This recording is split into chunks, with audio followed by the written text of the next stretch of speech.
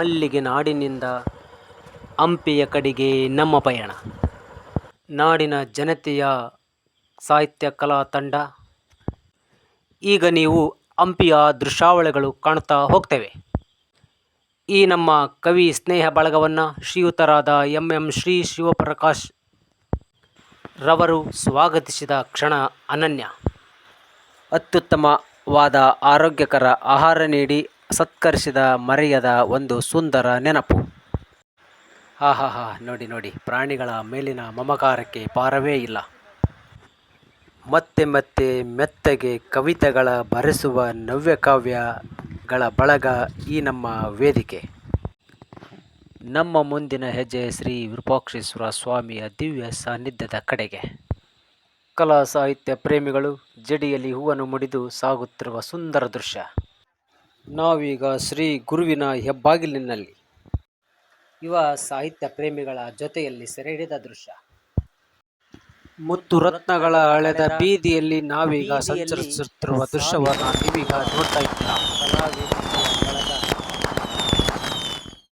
ಶ್ರೀ ಸ್ವಾಮಿಯ ಗೋಪುರವು ಕಿಂಡಿಯಲ್ಲಿ ಕಾಣುವ ಚಿತ್ರ ಉಲ್ಟವಾಗಿ ಕಾಣುವುದು ಅವಿಸ್ಮರಣೀಯವಾಗಿ ನೋಡ್ತಾ ಇದ್ದೇವೆ.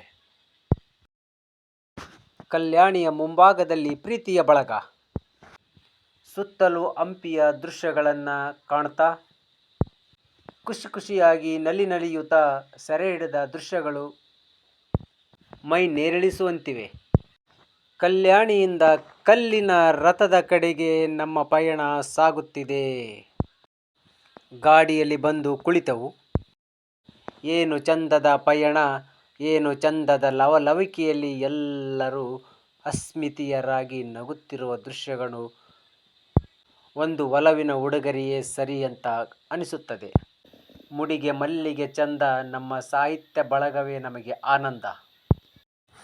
ಸಿಂಪಲ್ ಆಗಿರೋ ಡಿಂಪಲ್ ಕ್ವೀನು, ಕಲ್ಲಿನಲ್ಲಿ ಅರಳಿದ ಚಿತ್ರಗಳೇ A1.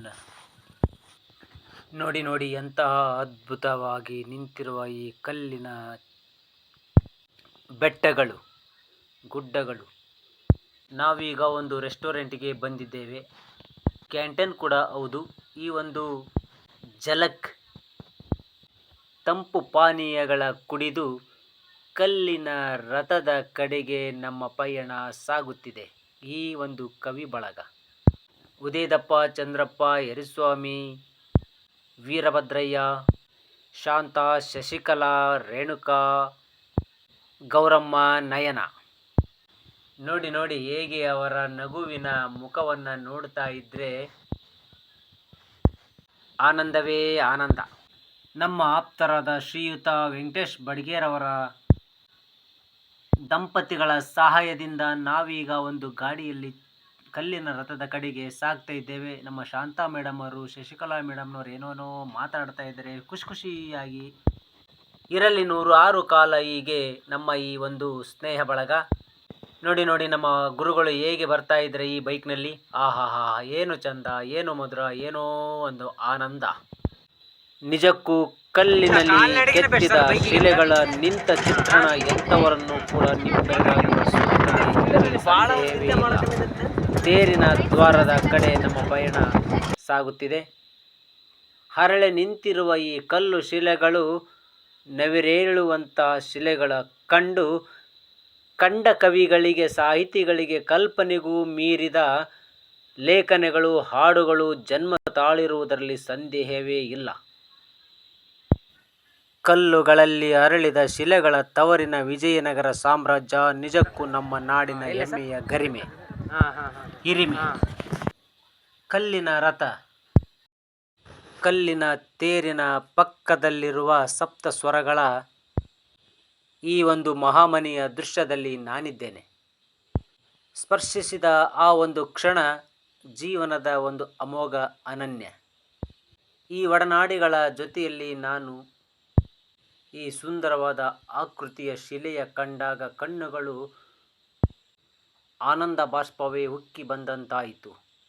ಹಂಪೆ ಒಳಗೆ ನೋಡು, ಉಜ್ಜಯಿನಿಯನ್ನು ಹೊರಗೆ ನೋಡು ಎನ್ನುವ ಮಾತು ನನ್ನ ಜೀವನದಲ್ಲಿ ಒಂದು ಕಂಡುಕೊಂಡ ದೈತ್ಯ ಸತ್ಯವನ್ನೇ ನಾನಿಲ್ಲಿ ಕಂಡಾಗ ಮೈ ನೇರಳಿತು.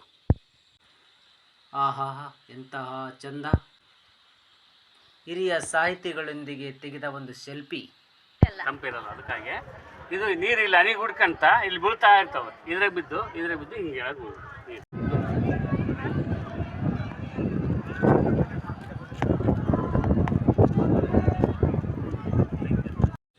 ನಾಡಿನ ಜನತೆಯ ಕಲಾ ಬಳಗದ ಪರವಾಗಿ ಈ ದಂಪತಿಗಳಿಗೆ ನನ್ನ ನಮನಗಳನ್ನು ಸಲ್ಲಿಸುತ್ತೇನೆ. ನೂರ್ಕಾಲ ನಿಮ್ಮ ಬದುಕು ಸುಖವಾಗಿ ಹಸನಾಗಿರಲೆಂದು ಹರಸುತ್ತೇನೆ.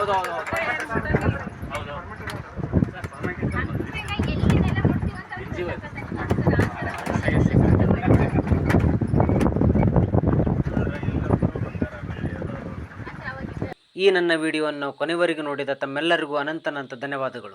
ಸ್ಕಿಟ್ ಮಾಡದೆ ನೋಡಿ